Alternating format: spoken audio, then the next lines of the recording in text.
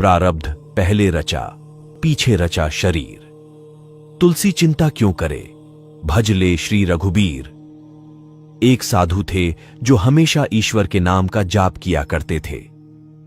बुजुर्ग होने के कारण जब भी गुरुजी को शौच, स्नान आदि के लिए जाना होता था, वे अपने शिष्यों को आवाज लगाते थे और शिष्य ले जाते थे।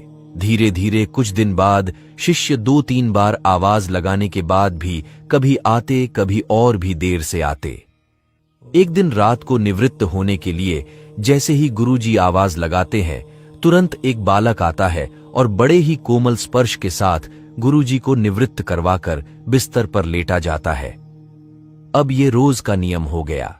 एक दिन गुरुजी को शक हो जाता है कि पहले तो शिष्यों को 3-4 बार आवाज लगाने पर भी देर से आते थे, लेकिन ये बालक तो आवाज लगाते ही दूसरे क्षण आ जाता है और बड़े कोमल स्पर्श से सब निवृत्त करवा देता है। एक दिन गुरुजी उस बालक का हाथ पकड़ लेते हैं और पूछते कि सच बता, तू कौन है? मेरे शिष्य तो ऐसे नहीं हैं। बालक के रूप में ईश्वर ने साधु को अपना वास्तविक रूप दिखाया। साधु रोते हुए कहते हैं, हे प्रभु, आप स्वयं मेरे निवृत्ति के कार्य कर रहे हैं। यदि आप मुझसे इतने प्रसन्न हो तो मुझे इस कष्ट से मुक्ति ही दे दो ना। प्रभु कहते हैं, प्रत्येक व्यक्ति को उसके कर्मों के अनुसार जीवन मिलता है और वह अपने कर्मों का फल भोगता रहता है।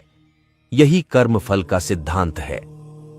प्रारब्ध का अर्थ ही है कि पूर्व जन्म अथवा पूर्व काल में किए हुए अच्छे और बुरे कर्म जिसका वर्तमान में फल भोगा जा रहा हो।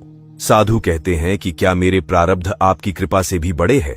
क्या आपकी कृपा मेरे प्रारब्ध नहीं काट सकती है? ईश्वर कहते हैं, प्रारब्ध 3 तरह के होते हैं। मंद प्रारब्ध मेरा नाम जपने से कट जाते हैं।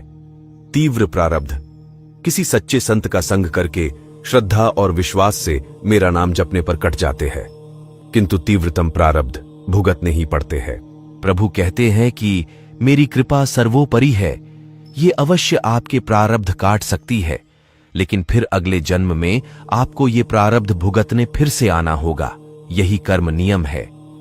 लेकिन जो हर समय श्रद्धा और विश्वास से मुझे जपते हैं, उनके प्रारब्ध मैं स्वयं साथ रहकर कटवाता हूं और तीव्रता का एहसास नहीं होने देता हूं।